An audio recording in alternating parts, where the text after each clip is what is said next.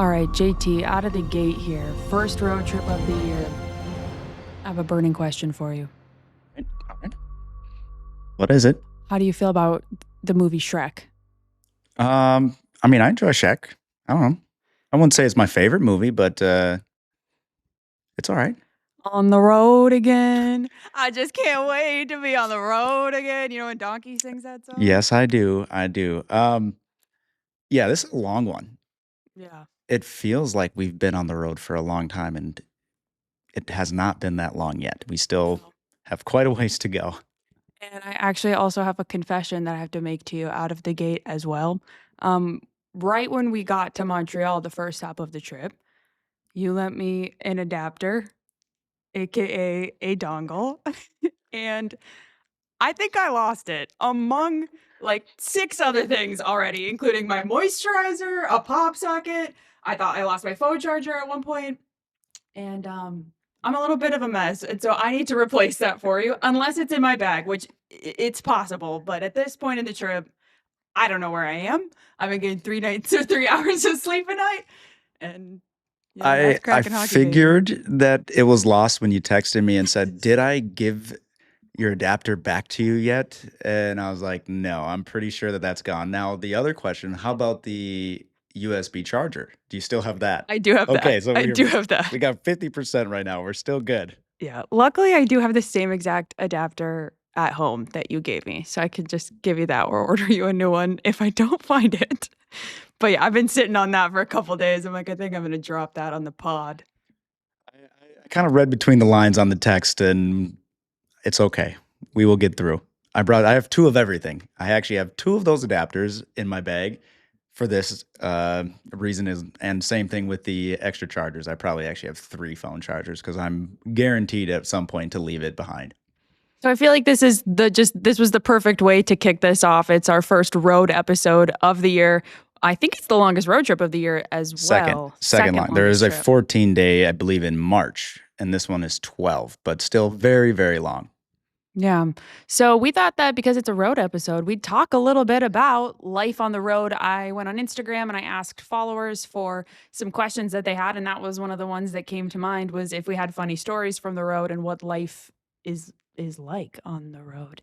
So I mean, I'll start off. I mean, for me, life is good on the road at times. Like I don't get woken up at 6 o'clock in the morning. I got the kids running through, so I get to stay in my bed. I get to put on a nice little robe on an off day. I still will call them from time to time, but I will say it's been very good to be able to sleep in a little bit and not have to have the wake up. Although sometimes they do still FaceTime me, but at least we're 3 hours ahead of time. So when 6 a.m. rolls around, it's usually 9, or it is 9. It's not usually 9. We are 3 hours ahead. So love that aspect. I mean, you know who I am. I like to be in my hotel room. I sit there, I watch movies, I play my Nintendo Switch as well. So I enjoy the road. Funny stories, though. you have to have some funny stories from the road. I mean, are you talking about like now or Anytime, I think. Just a story from the road. I have Um, one that involves sushi. the one I'm trying to remember. I'm not sure I should share that though. Since we're in Toronto right now, actually, this one goes back to when I was in Syracuse. We were having a team dinner, and I can't remember the name of the restaurant, but it's like one of the oldest steakhouses in Toronto. And this is kind of where my fear of like elevators comes through. But I got stuck in an elevator with our team. Oh, There was man. probably 12 to 14 of us in there. I'm pretty sure there were only supposed to be 6. It was one of the smallest elevators I've ever seen. So we got stuck. It felt like it was an hour and 20. It ended up only being like 15 minutes. Fire department had to come. They ripped open the doors, and it was only down maybe like 3 or 4 feet before it shut off. So we had to like crawl out. Oh my gosh. And you can imagine, like, it started to get pretty warm. You got 14 people in a enclosed space. So now, like, whenever we get into an elevator and like more and more people start enclosing in, I'm like, Claustrophobic. or if it's getting close to the end and I see it, like, I will wait for the next elevator. But yeah, that one, since we're in Toronto, that happened here. I don't remember the name of the restaurant, but yes, it was probably a 6-person elevator, and there might have been 12 I or was gonna say, was 13 it in like there. a service elevator to fit that many people? Again, don't remember. We could have just taken the stairs. Like it's just down one flight, but everybody just piled in the elevator and it started going and went tick, tick, stop. And we're like, oh no, this is not good. Again, like I said, we were in there and I swear it felt like it was an hour and 20 minutes, but it only 15 to 20 minutes had passed before the fire department showed up. So yeah, that one was here. So that's the first one I'm thinking of. Yeah, I also think of last year. I think it was last year. It all kind of bleeds together, but when we were stuck on the tarmac in Denver with That the sound. sound that the plane was making. I think we talked about it on the podcast, but I'm like, I'm never gonna forget that. Just wah, wah, wah, wah. And then we ended up having to get off of the plane, back on the bus, back to a different hotel at, I don't know, what was it, 3 in the morning maybe? I don't know how long we sat there. But before we went to Vegas the next day. Road mishaps. Yeah. I mean, a lot of times on the road too, it's all about having good dinners, going out, finding new restaurants. Every from time to time, you have a little bit of fun, but a lot of the time for me is always spent. I like kind of a little hermit, so I like being in my room and closed, get the blinds completely going, and a good movie. I am the same exact way. As you know, I'm also a hermit, but I have so much work to do that I am not watching movies. I'm always working on features or working on something else or one of my many creative projects. But I love if I get a day that I can just like play my Switch, play some Pikmin. I love Pikmin. But okay, I wanted to talk about this though. One of the things on this road trip that we have now seen is obviously with the dress code in the NHL going away this year, we've seen some interesting fits and some personal style choices from the team. Yeah. I wondered, as our resident style king, what you make of what you've seen so far from the guys, JT. This one's gonna pain me because of just who it was. It was yesterday. Player had a pretty good fit on. I kind of liked it. It was Monty. Of course, you liked it. And that's why it pains me to say that Oh, I okay. like the fit. Came walking by, it was like a suede jacket, had the matching suede shoes to go with it, light colored pants, and I was like, "Man, this is kinda nice." I started, like, rubbing the side of his jacket to see. John looked at me like, "What are you doing?" I'm like, I just like this jacket." It felt expensive, so, I didn't wanna go too much on it, but yeah, no, it was a good outfit. I think overall, so a lot of guys have shown a little bit more personality. I think Tolvanen's done, some good outfits as well. It's a little bit weird, I think, at first to see just because 'cause we're so accustomed to seeing everybody in suits, and yes, like, there still are guys who will wear suits, maybe they're not wearing a tie, but I think it's just taking a little bit of an adjustment, and I think as time goes on too, guys are gonna keep evolving what they end up wearing to the game. On the road, it's a little bit different. Obviously, at home, you have a lot more options to go through, and a long road trip like this, not trying to pack their entire, Yeah. wardrobe to go through, so I think, especially getting this trip out of the way when it's still semi-warm in Canada definitely changes what guys are avail or what's available to the guys to, show up to the rinks. I think as we get into those cold road trips, I mean, it's gonna be just a lot of pea Coats. coats and, Lulu pants, but, right now, there's some guys that are trying to, they're making a name out there, right? So speaking of Monty, he actually came up to me last game and was looking at my monitor and was like, "What's JT wearing tonight? What is he wearing? Do you know what he's wearing?" I'm like, "No, I haven't seen him." And he's like, "Is he gonna be on the TV?" I'm like, "Not until you're on the TV." He chirped me as well. He said, what was it, the Montreal? I think I wore a gray suit, purple shirt with a gray and purple tie, purple flower. He's like, that's not home opener in Montreal worthy suit. And I'm like, Wow. and I know. And I just said, hey, like, we're on the road. We got 6 games. Like, I gotta pace things out. And then I think he always gives me crap when I wear like Sweater. a sweater. And I'm like, you realize these rinks are cold. Like when you're playing, you don't necessarily notice that. So like the times where I do wear a sweater, I think I have 3 sweaters for this trip. Oh. It's for the cold rinks. Like I'm thinking about being warm, still having a little bit of style, and on the road as well. Like I'm not bringing 6 suits, so I need to bring suits that have the ability to change it up, but wear it with something else and wear it again. Um, at home, I go a little bit Yeah. more. I mean, 'Cause you don't have again, to pack it all up and, correct. have everything coordinate with each other At and all that. home or, on the road, it's a lot of blue suits. It's very easy. Obviously, it goes closer to team colors, and you can just wear it with multiple different things. But yeah, he likes to give me a lot of a hard time, when it goes through. But I do it the same way. I mean, I send anytime he's on the broadcast, I send him pictures, or if he's on the bench, I'll zoom in, take a picture, Yeah. and just tell him I'm always watching him. So it's deserved when he brings it back my way. Yeah. Okay. I got two little nuggets from this road trip so far as well. First of all, I learned that when Monty is warming up, he does these figure eights. So now fans, you can watch for this. And when he's doing these figure eights, he always looks at the bench and looks at equipment manager James Stuckey, aka just Stuckey. And Stuckey always does like a little thing that whatever it is, he does a little signal or something different every time. And when we were in Montreal, I had Brandon Montour as the bench interview. And then because of the bench in Montreal, you can't get off of the bench until No. warm-ups are done. So I have to just sit there the whole time. And so Stuckey was like, he was like, "Are you just gonna be here?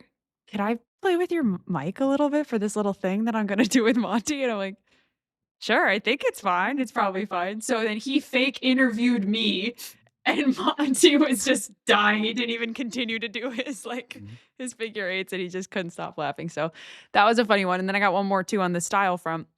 Um, when we were in Ottawa, Joey Decord was not dressing for that game, and probably about like halfway through the game, sitting behind the locker room. Nobody's out there ever. It's always quiet during the game. And this guy just in like light wash blue jeans and like a t-shirt and a flannel comes walking through. And I'm like, who is this? You are not allowed to be back here. Stops and looks at this monitor. It was Joey Decord because I've never seen somebody in light blue jeans at the locker room Yeah. like during a game. I was like, is this a fan? How did this happen? No, it was Joey. And he got a haircut. So I was like, oh my God, Joey, I didn't recognize you for a second. I do think it's going to take some time to get used to when that's like all we've seen has been suits, and just a little bit of a process of guys starting to change how they, get onto the plane. They go to the game as well, especially on the road. Um, but I'm all here for it. I still like dressing up and getting on suits for the games, and although I think if I was a player, I wouldn't do it. But as far as the broadcast, I still enjoy, putting on the suits and having, or the thought process of putting an outfit together. And as time goes on, I think it's going to get better and better. So you mentioned the sweaters too that you wear and kind of, all the coordinating packing and trying to pack smart on the road. That is something that it takes me so long to pack for work road trips because every single thing you pack, you want to be able to use it for like 3 or 4 different outfits, especially when it's like a 2-week trip. And where we go, what the city is and what the weather's going to be, as well as the arena and the conditions of the arena are very important to consider Yes. as well. I know that we have, though, different experiences. Like the rinks that are the coldest or the worst for you are not necessarily for me down in my position. Yeah. I mean, for me, the best one for me is Montreal. I think that it's probably one of the warmest rinks. And ironically, I feel like year over year, all the players say that Montreal has the best ice. So you have the combination of it's actually pretty warm considering I feel like all rinks are cold if we'll just put that out there. Interesting, though. It's an ice rink. They were Um, slipping all over the place in Montreal, though. Both teams were. yeah, maybe that was because of the big ceremony that was going on. Okay. I'm just gonna say overall in general, Toronto's gonna be cold. Winnipeg is cold. Washington is cold. Florida is really cold. Those are probably my top 5 probably on the call. I mean, there's a couple other that are like very, very similar, but those are the ones that like stand out to me. Um, but then on Is the there other one side, I think there's that's only one that's warm. What was that, Drew? is there one that's clearly the coldest? Mm. There Clearly, is for me. There is for me. I would say Okay. Florida is pretty close to being the coldest one. I would either say Florida, Buffalo's kind of cold too. I mean, yeah, I'm gonna go with Florida. I think Florida's gonna be my number one, maybe number 2. For How about for you? me, Yeah, because yours is different. right, because JT's obviously up in the booth and I am down by the locker room, and so every arena on the road is different for me too in terms of how much space we have to work with. I don't have like a desk or anything, and I'm just sitting in a folding chair basically, trying not to be in the way with like a bunch of cables and skate plates. Like it's not as glamorous as I think people might think it is. But there are two rinks in particular that are brutal, and that is Colorado and the wind tunnel in Colorado. Every time we are there, people are tweeting me and being like, Piper, you look so cold. And I'm like, I am. It's like 30-mile-an-hour winds in this tunnel. So that's pretty brutal. And a lot of times I'm like literally crying. Like I Oh, can't stop the tears from streaming down my face over there. And then I just have to sit in the wind for the entire game. So I usually just wear a coat, like straight up. I'm like, and I'll put a hat on during the period and then just like rip it off and hope my hair is fine and call it good. And then the other one would be Carolina. And I knew that. Carolina, I knew those were going to be the two for yeah, you. I mean, obviously. Carolina is also brutal. Similar, it is a wind tunnel, but the one nice thing is that they have reconfigured the hallway just a little bit so that now I can kind of tuck behind the wall for most of the game, and then I'm just in the wind when I'm actually on camera. And when we're doing the interviews on the backdrop, you can see my hair is like elevated.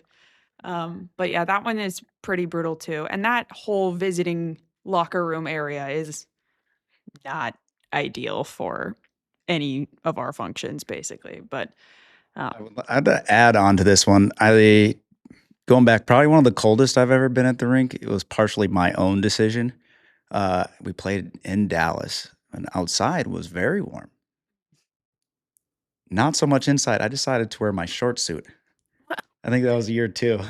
And I was like, this is the time. I'm going to wear it.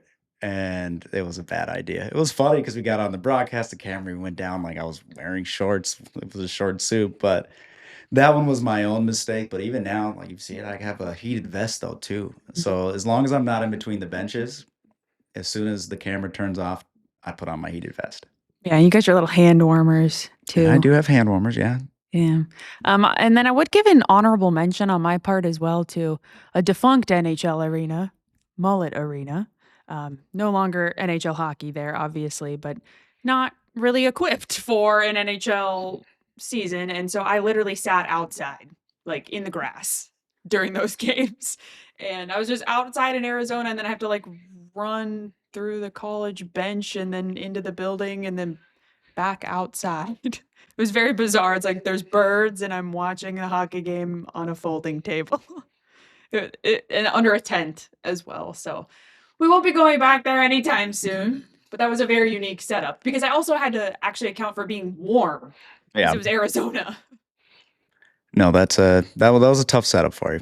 I won't lie. And I mean, a lot of them are too. I mean, I don't think people realize how small the monitors are down there too, like in between the period for what you're watching the game on too. And no, Basically watching off of a laptop screen from like I'll go, what does Edzo always say? Like 1926, or he always says some. he's So always it's too like back in the day or whatever. How yeah, far back? He's got lots of sayings though. it's about the size of a laptop screen, and then yeah, usually the resolution is like not 480p. great. Sometimes I can't even see the puck, and it's like, well, I'll watch the players. But anyway, I'm not here to moan. But life on the road and broadcasting from the road is definitely a unique challenge, and we're also working with different crews Yep. everywhere we go to. And I don't know how many people you guys have up in your booth, but for me, I have like 4 people every day when I show up. I'm like, hi, I'm Piper. Hi, I'm Piper. Hi, I'm Piper. This is what we're gonna do. This is how we're gonna move. Then we're gonna do that. Then we're gonna be on this backdrop. And it's just like an exercise in getting to know a very tiny team that you may never see again as fast as possible. So it's fun though too. It has its challenges for sure. I mean, even just from our standpoint of like different booth sizes, right? I believe it was Anaheim where we went, and it's just not big enough to have 3 people in the booth. So then one time it was kind of like in the stands portions where it was kind of a fun but different. So there's just different sizes of booths. Like you don't have as much space, so there's not enough room to walk around. Again, we're really blessed at Climate Pledge Arena with a very large booth, very comfortable. But visiting teams don't always get the best at some of the rinks. So, but it's okay. I mean, I Yeah. think it's fun. I like John and Edzo too, so it's fine when we're in close And quarters. snuggling up in the booth. And I'm cold, so I'm like, They all right. keep you warm. Yeah. All right. Enough talk about our life on the road. We did get a question about that, so I thought that was fun. But we've had some Kraken hockey that we need to discuss. At the time that we're recording this, the team is still playing, obviously, on this road trip. So we can't talk about all of the results at large right now. But I do think that there's a couple of things to note. I want to start with Freddie Gaudreau has unfortunately been placed on IR. JT, what kind of a hit is that for this team, especially considering what we saw from him in the first few games? Yeah, I mean, obviously, you never want to see a guy get injured and being placed on the IR. We don't know exactly when or what the injury or when he's going to come back. Exactly what the injury is either, but I mean, enough to be placed on the IR. So will be missed for a while here, and I think just the utility knife type of player he is and what we've seen already. He's brought a ton of skill, but he also gets in. He's on the forecheck. Can play the checking line. He can go out. I mean, if you needed a guy to get out there on the power play, hasn't been out there yet. He has the skill. We've seen it throughout games of setting up plays and different toe drags here where you weren't necessarily expecting him to do that. And just an incredibly smart player. But I think biggest part through the early part of the season is seeing him out on the penalty kill. Obviously, look at the face-offs as well, but he's out there in critical moments. He's a guy that you can throw out and you need to win a face-off. You need a huge penalty kill. Let's get him out there right away type of player. And you're not going to have that for a bit. So it's about who can step up in that position, who's going to take advantage of an opportunity. And, can you just hold on until he can get back? Because he is a special type of player. Again, even though you're sitting him on the fourth line, he could play anywhere up and down the lineup, and that's really what makes him special, and just how he works throughout a game. And also, I would add on to that too, his leadership for Yeah. that fourth line who's playing between Yanni Newman and Ty Cartier there. And Ty in particular had so many really great things to say about how proactive he is about communicating with them. Yep. And okay, how can I do that better? And especially for, that line of fourth line role and with two young wingers who are trying to kind of find their games or reestablish their games and really hone those roles. That's a loss for the team for sure. But hopefully we'll see at the time we're recording this. We don't necessarily have like a projection yet of how long he might be gone, but fingers crossed that he'll be back soon. So I think another big story so far that we've had on the road as well has been a lot of extra hockey has been Yeah. played in this young season for the Seattle Kraken. And frankly, I think the Kraken would have really liked to have Freddie Gaudreau available in the shootout in Ottawa Yeah. as well. But what do you make of all the overtime to start the season? The first thing you look at is points are a premium in the National Hockey League. And anytime you're able to get a point, well, obviously it's better than no points, but you have to find a way to get to that point, right? To get to overtime. Even though you look at the Montreal game, first period didn't really have their best stuff. Montreal came out flying, but you battled back and you found a way. So you have to find a way to get points, even though, a period doesn't go your way, instead of allowing that to snowball and getting no points at all. So you look at it in that sense and it's like, great, that's 2 points that you may not have gotten had the game not go to overtime. And I'd say the only negative part is you look at it, if you look at it from the other side, both of the goals that tied the games going into overtime were inside of 2 minutes. I believe it was a minute 35 and a minute like 45 for the other game. You're that close, right? You battled all the way back. You had the lead, but you just didn't quite get the job done. But that's going to happen throughout games. I think you look at, when the season is done, how many times can you get to that spot where you need to get to overtime and get those extra points, instead of actually losing the game? And it felt like last year didn't find enough times or find enough ways to just get games into overtime. Whether or not you won the game in overtime, those points start to add up. And it is a positive. I think when you look at the way the teams played beyond the result, ending up being an L, the 5-on-5 play has been fantastic. You look at the game last night, and the power play in Ottawa was fantastic. And you're just seeing things continually building and going the right way, and you're banking points along the way. No game yet's been perfect. I don't know that you never know. Like, the game is about mistakes, so there's probably never going to be a perfect game, but you just continually see the process and the team relying on their systems to get back into these games, even though they may not have their best period at some point. They're continually building in the right direction. And having that mindset to continually respond to the mistakes too is so huge. And it's been really positive to see that. I think, at least for me, as somebody who's up close with the guys and obviously in game there, you can see, like, I feel like the mindset is absolutely different. When Adam Larson came out at first intermission in Montreal, after what I would think we would all agree was not a pretty period for Yeah. the Kraken, he just walked up. He's like, "How you doing?" I'm like, "You seem very relaxed." But that's kind of like the tone that it has been this like laser focus, but also we're relaxed and we know that we got this, and that's been notable as Through well. 4 games, you haven't lost in regulation. So, I mean, that's a win. You're looking at continuing at the beginning. You don't wanna put yourself in a position where you're having to claw yourself back into, whether obviously you don't need to really look at the standings this early into a season, but if you get yourself into a hole, it's very hard to get yourself out in the National Hockey League. So continually building points is it's huge. You mentioned the power play as well. That has been just it feels like night and day from what we've seen from this team. What are the biggest differences that you are noticing in how they're working on the power play as of late? I think, a lot of it just goes with, finding the chemistry, out on the ice and what plays are you looking for. And, especially going into the last game, it's about taking what's available, right? The players are out there for a reason. They got to go out and make these plays. But when you start forcing plays or you're getting a little bit too robotic within what you want to do, it doesn't always go your way. And I think Mhm. in the last little bit, you've watched them, if the low play's there, they take it. If it's not there, all right, we're going to refocus back up. We're going to bring it up top to the blue line and we're going to reset and then figure out what play is available. And, the teams are going to adjust, right? So that's going to be on them. Hey, the low play is now taken away. What are we going to do? Or is there going to be a one timer that's taken away? Just finding that and getting to those reads as quick as possible. And again, it's about getting in the zone. Once they get into the zone, they've been fine. The puck movement is good. They're looking for the right things. But I think overall, it's just a game of adjustments. And right now, they've been making them. Yeah, absolutely. It's been very positive to see. I think it was great to hear from Lane on the last episode and what his intention and approach was. But now that we've gotten to see what a Lane Lambert hockey team looks like in this young season, I definitely feel like what we're seeing is very much in alignment with what he said we should be seeing from a Lane Lambert team. Another point too for the power play, just we'll say like it's great they've been scoring some goals and getting the looks, but it's always about building that momentum. And I feel like there were times, last year where the power play would go out and it would zap the momentum. You had the extra guy, but you weren't able to get in the zone. You never got a clean look.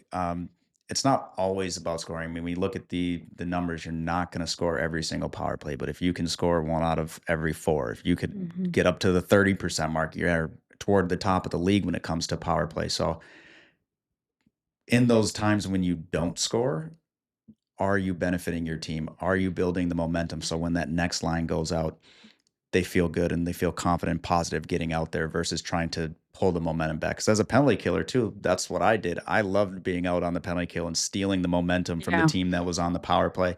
And they've been doing a great job of that, of just continually building that momentum on the power play. All right. I got a couple questions here from Okay. fans. You want to take some listener questions? Yeah. Why not? All right, I have a bunch. Let's see. Which one should we go with here? Okay, I love this one. Which player, this comes from Crystal Blue, which player has the most buoy and energy, and which KHN member has the most buoy energy? Energy for the player. I think I know for the broadcast, actually. Okay. Well, you answer the broadcast and I'll answer the player. It has to be Edzo. Yes, that Okay, is. I Yeah. was gonna say. Ironically, though, John behind the scenes a little bit can be a little Yeah. bit of a troll Yeah. for Yeah. fun. He's, everyone knows he's very dry and he's very sarcastic, but he's not chaotic. Would I So be wrong on the player side if I said Joey? no, although I wouldn't say Joey is a troll because he's just so like No, but I'm saying the positive, but he's energy. energetic for Yeah, like sure. the Loves energy when you're seeing kids. Bowie run around and you're. Yeah, that's where I was going with Yeah. Joey. Like the most out there and he's always looks like he's having fun. Although, Bowie is the exact same way in my eyes. Yeah, So totally. I mean, there probably could be others, but for me, I'm picking Joey. I would consider Tolvi. Okay. Tolvi is so sneaky mischievous.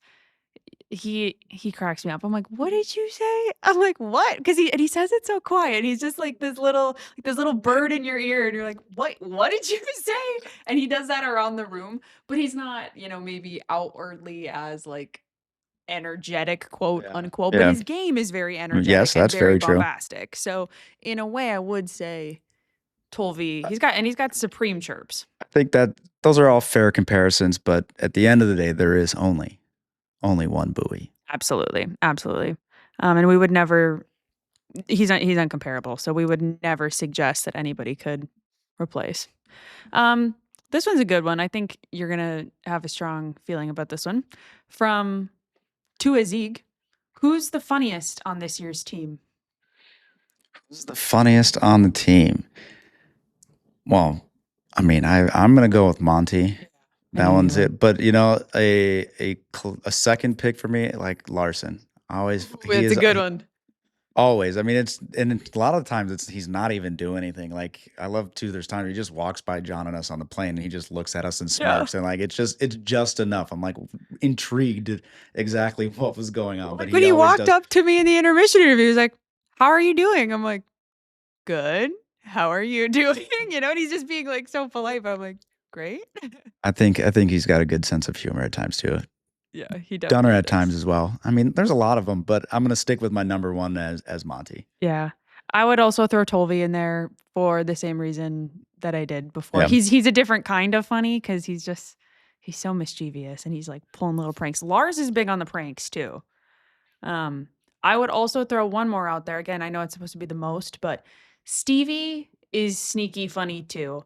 I think sometimes when we're talking hockey, people don't maybe see Stevie's full personality. But he certainly has a personality and Yeah. he can crack some good jokes. So we just we need I need to get him I need to capture that a little bit more. Are All there right, any next question. Let's see. Drew, you got some for us? Oh, Drew, you got one? are there any prank stories you can share? Ooh, Huh. Plenty. take it. I mean, the easy ones would be like I remember in Iowa we sewed Brendan Duhame and Dewar's like their dress pants, the pockets together, so they couldn't go in their pockets. Their phone was in there. We put Oh, their phone was in there. yep, and then started calling it like with like during a meeting, so his phone starts going off. Like made sure it was on. What else was there? That is diabolical. You put gloves in the freezer, Mm. stuff like that. We've taped the entire taped every aspect of someone's hockey gear. The helmet's completely taped over. The stall was completely taped. Yeah, those are. But the ones that are the worst is when your gloves are frozen. Like that's not fun at all. You don't have backup gloves? No, you put them all in there. Oh, okay. I was gonna say, I was like, yeah, I mean, you gotta I'll just get a different Okay, pair. yeah, you can't make it that easy. No, you got to put them all in there. But then you have to have support though from the equipment staff as well. Like you gotta do it at the True. right time. You can't do it like we're not doing those things on game day, obviously. And You know, that's why you people got to keep the equipment staff on your side too. they You have know, oh yeah, you yeah, need they them. without a doubt. But yeah, because again, to sew somebody's pocket shut, we need the sewing machine. So who did we get that from? The equipment guys. They have that obviously bringing it on the road for different repairs for jerseys and elbow pads and whatever else may break around the road. So yeah, that one was fun though. Obviously, trying to see them go into their pockets and they're sewed shut. Calling them during a meeting that's where it's diabolical. Like just making their phone go off and like interrupt coach.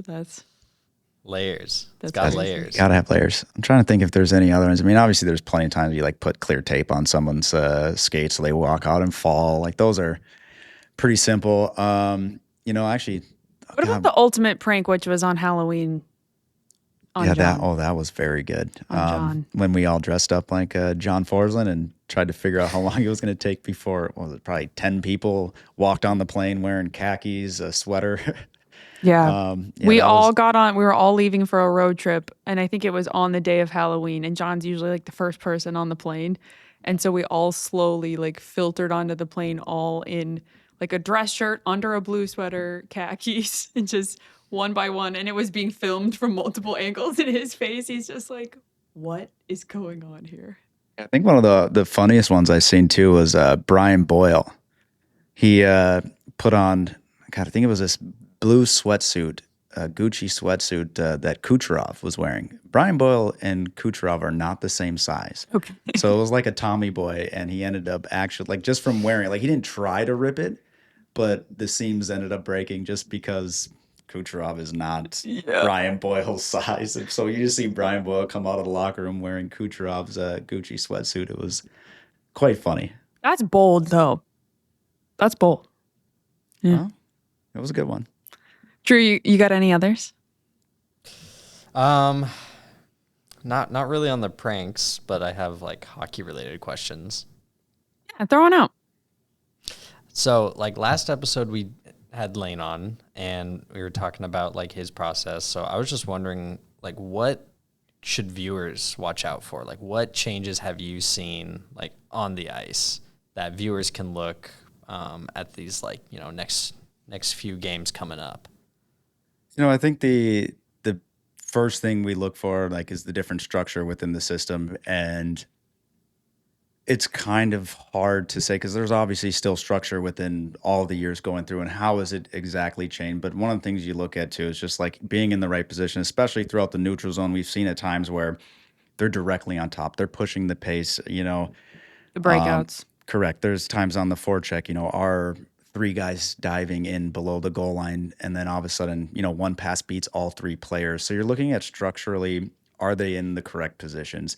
Are they reading off of each other well? How simple is it to get out of the D zone? Is it quick plays, whether it's, 5 foot support? Those are the little areas of the game where when you start to see those, especially the 5 foot supports, the easy passes now, every time there are plays where you have to extend the zone, you got to push the defenders back. But when you have guys playing closely together, moving the puck, and then, obviously getting their feet moving, getting the puck back, playing that sort of hockey, that things are starting to gel. The system's making sense, and you're not thinking about it anymore, right? There's times, especially when it's new or newer, having a new coaching staff come in and you're trying to get rid of how you used to think, try to play into this way.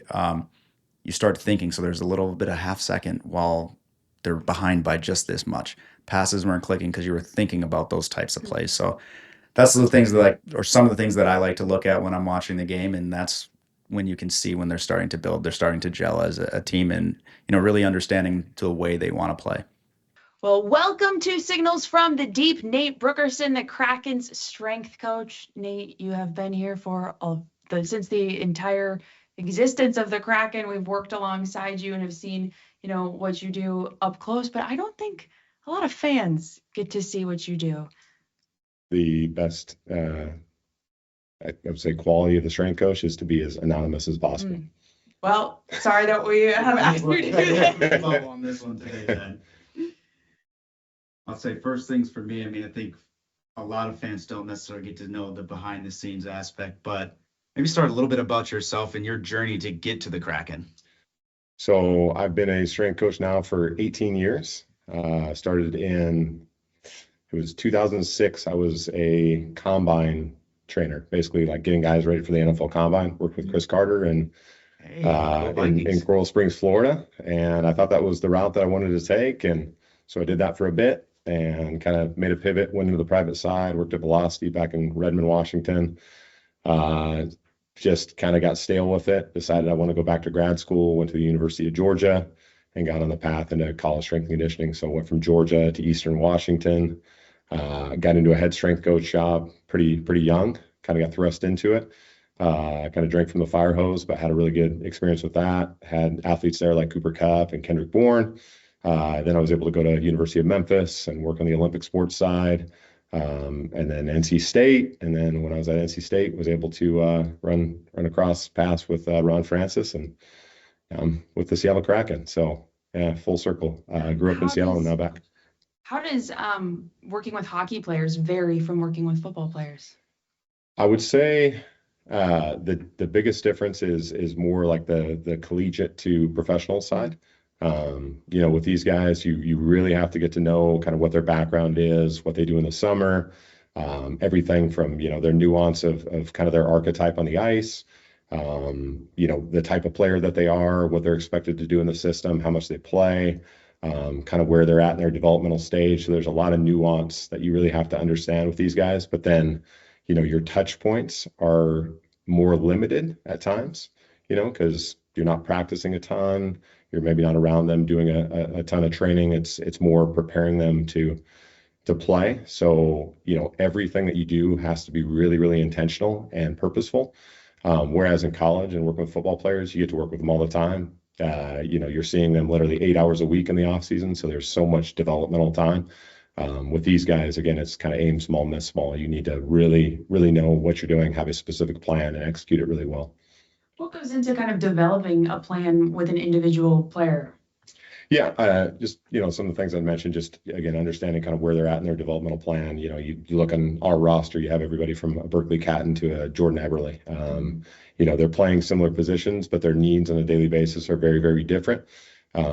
So really, again, understanding kind of where they're at in their developmental pathway, position specific nuance, what their again roles and responsibilities are on the ice. Are they a guy that needs to fly around and be very disruptive and high intensity for short amounts of time, or do they have to play 20 plus minutes as a forward? And then kind of just being able to adjust to things on a nightly basis, how much time that they're playing, all these aspects of travel and what we have access to in terms of equipment and space and again time with the athletes. So there's so many considerations that they kind of start to blend together and become more automatic in your process, so you don't think about them as much. You just kind of are used to it and adjust accordingly. So like today, I was training guys at a hotel in Toronto, so you have to you have to roll with it. You have a facility that has very specific aspects to it in terms of what equipment wise can get a hold of, and so okay, this is what the plan is.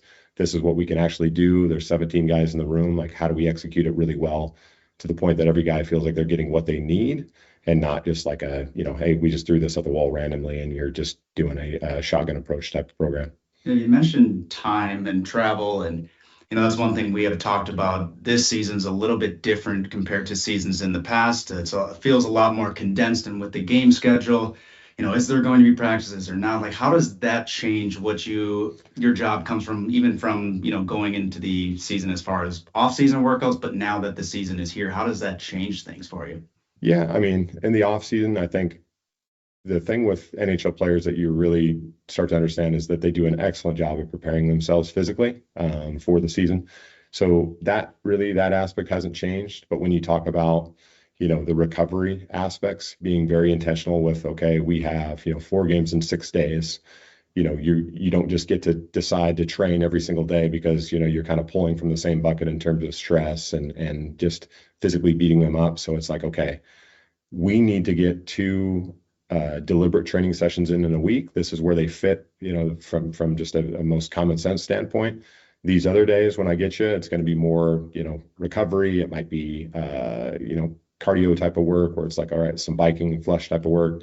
It might be, specific nuance around kind of nutrition and those aspects. So it really is, again, having a plan around everything. Like, I'll send these guys PDFs going into trips where it's like, okay, this is recovery aspect. Like, we're flying to the East Coast. This is kind of phase potentiation type of considerations to try to shift your sleep schedule to the East Coast as quickly as possible. So these supplements would be helpful. This is how you can set your room up. This is what the temperature needs to be.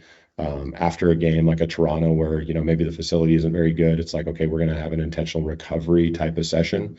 We'd like you to be there and to be participating because we know that, it's something that's going to get us sparked going into, 3 games in 4 days. So again, it's just always having to have a plan around everything. And then you start to look at the schedule and, the reality is like January, you have 17 games in 30 days. Like, everybody thinks like, well, they should just be, training on their off days. Well, they don't really have a ton of off days. And if you train on off days and you spike them up again, you don't ever give them time to come back down and recover. So like the way that the body works, like if you're asking a lot of it, you need to, build in recovery and intentionality around that. So, we'll try to concentrate efforts around training maybe on game days. We've even gone with some guys doing like a little bit of work, like very stimulative type of work prior to the game, just so they can knock it out. And it's not anything that fatigues them. It more gets them prepared to, physically be, going, strong throughout the game. So they don't have to do as much on the back end, so they can again start this recovery process quicker. So again, a lot of considerations with this season for sure. It's going to be a challenge. What goes into kind of how you collaborate with the medical staff, the nutritionists, and the coaching staff to make sure, you mentioned the player development, but to kind of have that cohesive plan as an entire staff? I mean, we meet with medical every single day. So, we're going over, injury reports, but really going into, okay, is there anything that they're doing specifically that is attacking or addressing tissue needs or mobility needs, what we're Or doing. goaltender, maybe. Yeah, for sure. Or, just anyone that's kind of experiencing, any sort of issues, injury, type of stuff. Nobody ever feels 100%. Obviously, everybody's dealing with something all the time, as JT knows. So it's, again, we build things into our program where it's like, okay, these are addressing common areas of the body, shoulder, hips, groin, just things of that nature, where it's like neck type of stuff, where we're trying to build those things in every single day. But we'll get that feedback from medical as to, okay, are we seeing more, just more of a, rise in groin and hip type of pain, and what can we do? Or, is there something that we can, limit or talk to the coaching staff about, high intensity work that they're doing on the ice. With the coaching staff, it's more just kind of giving them bandwidth around, simple heuristics like volume, intensity, density of work. And I know we'll probably talk about this later, but some of the tracking that we use to define what those kind of guardrails are. Because again, like, the players aren't robots. Like, there's times where, you can push a little bit harder, or you maybe need to back off. There's some of the subjective information that you get back from the players to say, like, generally, how are we feeling, how are we recovering, how do we feel, going into this stretch. But they're just like, there's kind of a rhythm and kind of coordination that develops between all these units to be able to kind of execute, like, okay, what your job within, the structure is, and you're just kind of complementing one another, in terms of, what their roles and responsibilities are. And then the nutrition piece is huge. We have a dietitian on staff now. I might disagree. Oh. Just so slightly. Yeah. I'm just messing. Fucking sour gummy worms All over the there. candy that I eat, I'm Yeah. like, oh no, nutrition is no. No, You've never seen a vegetable. it's so important. With these guys, the quality of food, the frequency of eating. One of the biggest things that we look at is just body weight. And as simple as that is, like, those changes in body weight, because you think about, you come into a season at a certain weight. If that's changing significantly, those are adjustments you have to make, and just in terms of, load on the body, or fatigue if you're losing a bunch of weight. So, we have specific goals to not gain or lose more than about 3% of weight over the course of the season. We literally don't have a single player on our team right now that has gained or lost more than 1% of their average body weight coming into the season. So, like, those are things that we take pride in, but it's just a frequency of touch points and conversations with the guys, and adjusting things as needed. Like, okay, you need to have a post workout shake. We need to have something at the hotel. You need to have something additional, on the plane, or, hey, maybe this is not a choice for you. You need to go more in this direction. And again, those things kind of work in with injury considerations. There's, specific nutritional considerations for them as well, whether they're in like an inflammatory stage, blah, blah, blah. But also, with guys that need to gain or lose weight, just always being on top of that. Yeah, I don't think a lot of people understand too. Like, when we do the check-ins all the time, when I was playing, it was weigh in the day of in the morning, weigh in after a game, and you can see drastic weight losses, from a game. And then especially if you're looking at a back-to-backs coming up, you have to replenish, and that's where you're talking about the recovery aspects of it. And I guess from the other side, balancing, the tracking that you do end up using, how does that get put in versus how does, say a player comes up to you and you're asking them, hey, how are you guys feeling? Like, oh, maybe I feel okay, but the numbers are saying something different. Yeah. We use the objective data as kind of like the primary driver, and some of the subjective information would be like kind of the secondary nuance of, like, okay, primarily, like, we're seeing higher volumes, higher intensities. We need to pay attention to this. But if subjectively that secondary layer is like everything's a-okay, weight's holding strong, they feel good, their performance is good, then it's just things of note.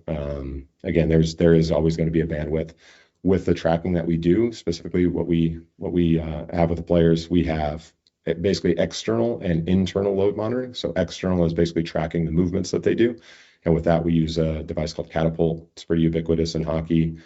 Pretty much the majority of the NHL uses it now. It's an inertial unit, so it measures accelerometer. It's an accelerometer, gyroscope, and magnetometer. So it's basically just any type of movement is being captured in the device.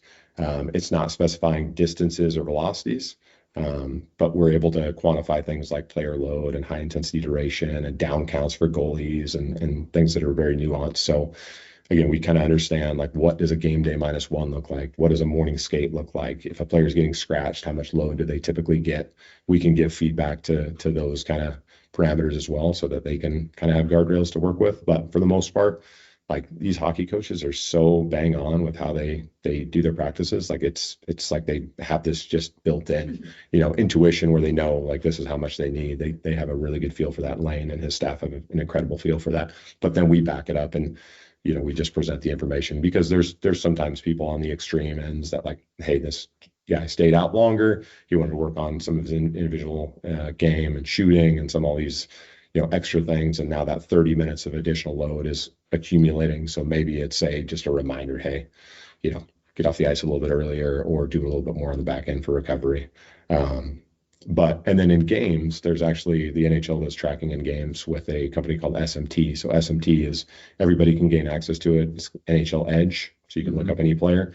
So that is the distance and velocity component, and we're able to see that as well. So again, those things can sometimes be based on the opponent or the situation. Like you can't take how much distance a guy covered or how fast he was going as face value of like, oh, he worked hard or he didn't work hard. It's not that way at all.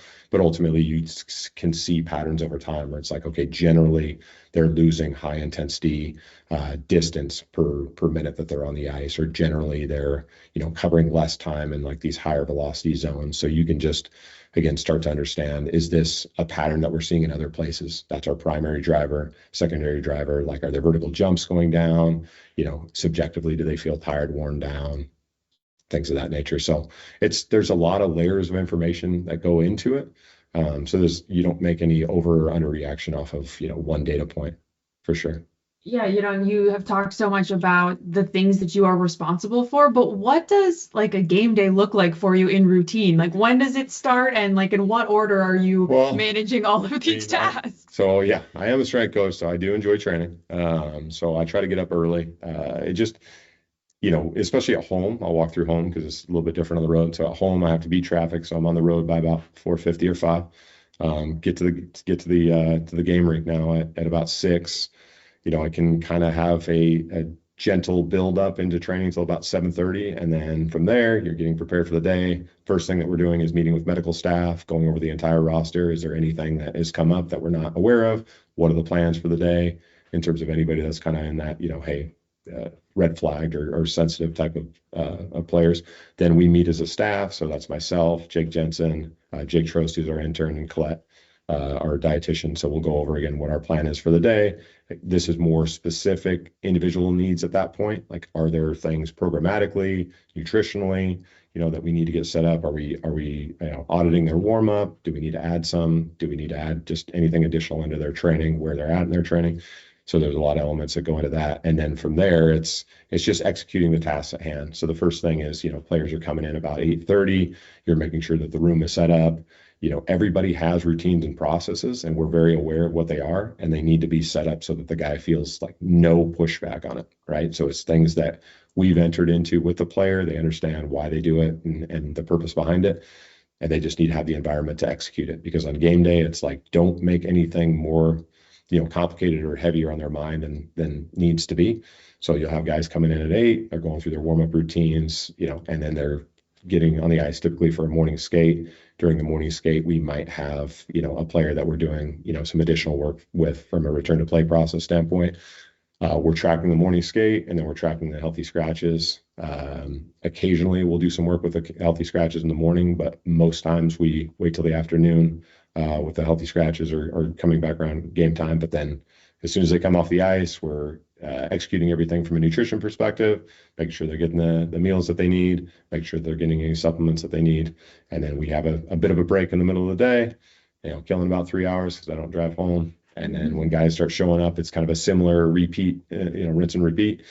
Their processes are a bit different typically pre-game.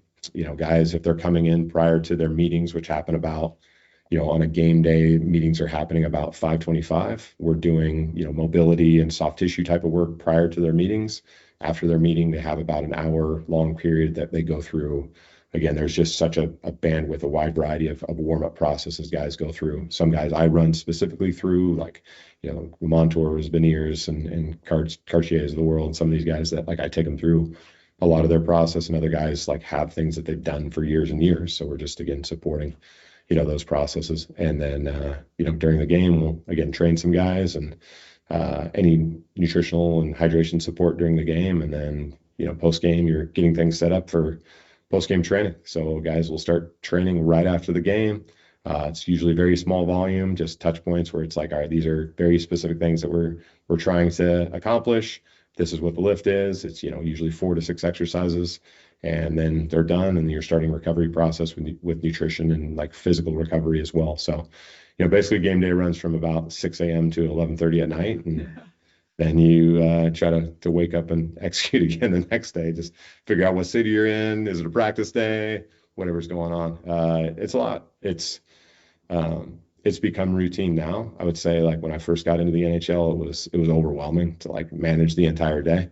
And there was a bit of like, you didn't want to step on toes. And now it's fun to see how much of the process guys have implemented has been influenced by our staff.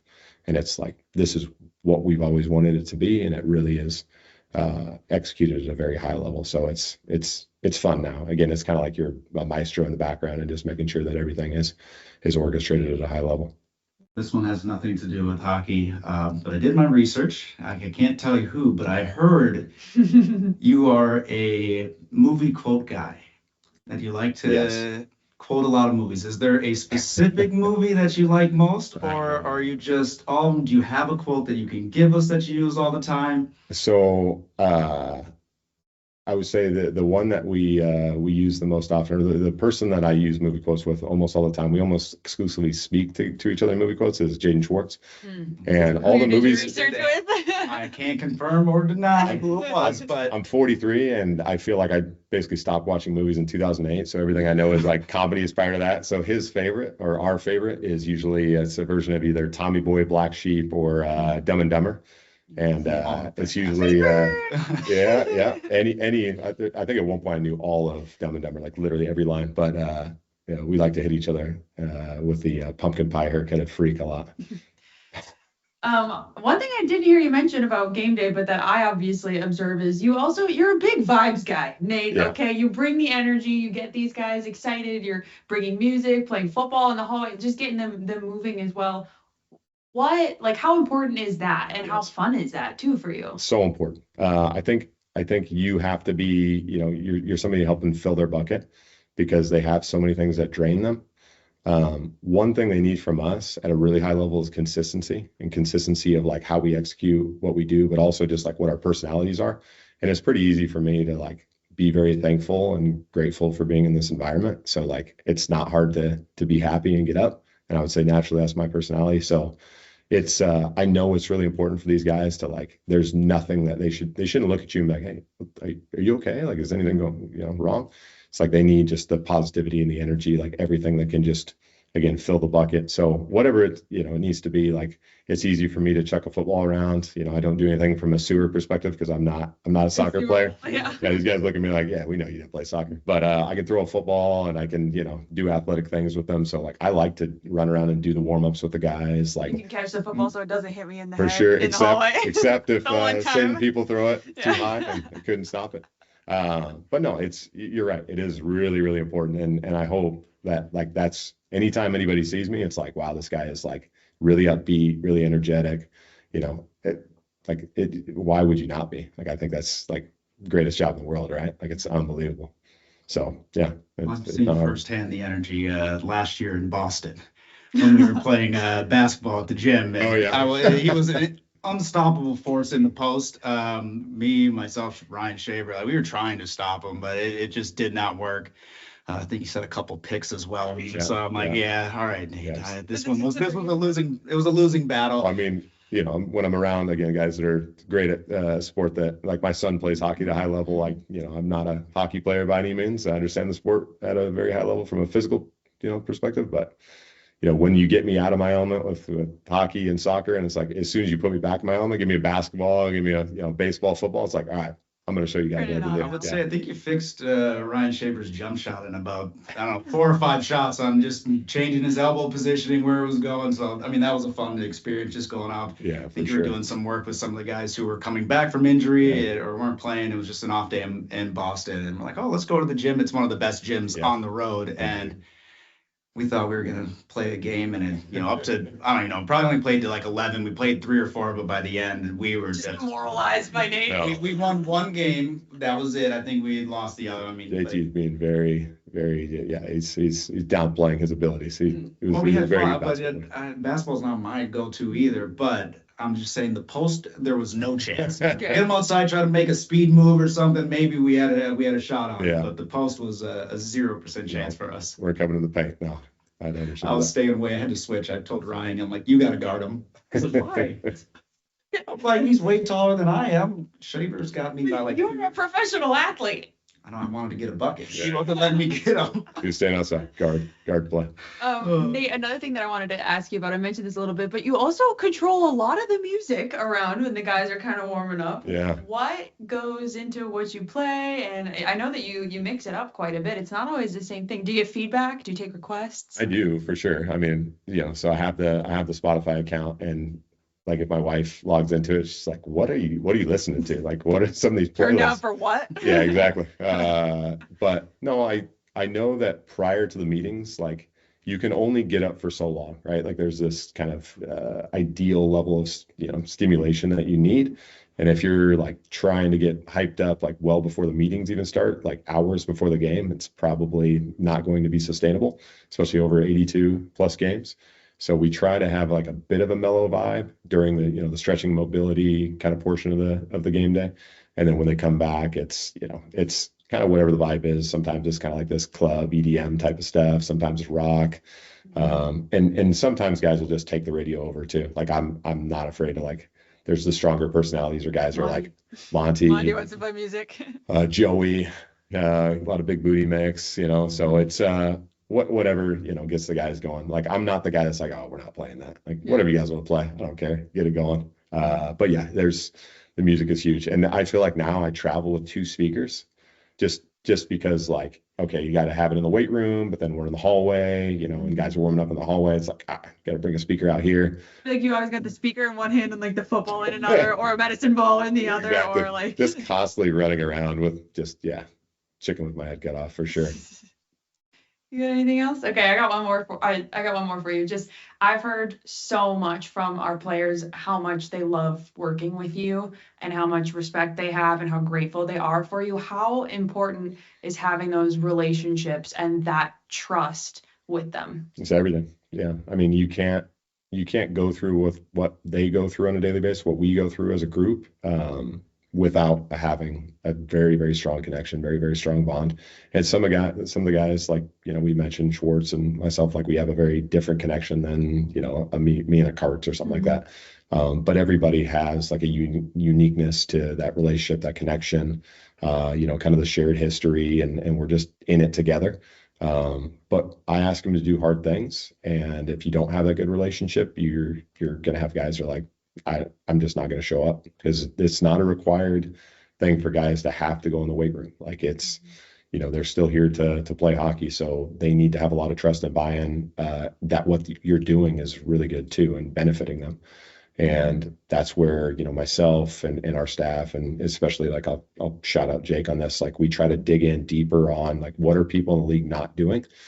How are we investing in technology to do things that support like the development of our players, give them better information, instead of just like, oh, I'm going to do a zone 2 spin. I don't even know what that means. Like, well, we can test you and tell you exactly what zone 2 means. We can test your lactate. Like we will literally do lactate testing on guys when they're doing biking to be like, hey, yeah, you're in a zone 2 because you're not accumulating, X amount of millimoles of lactate. How we train, what we track during what we train, like these things, like they get the guys fired up because it's like, wow, these guys know what they're doing. But at the same time, like that relationship allows that buy-in to be like, hey, we're going to do this. We're going to try this. And guys to be trusting you to be like, yeah, I'm game. I know you guys have my best interest in mind, and everything you're asking me to do is helping me be the best that I can. So for sure, relationships first.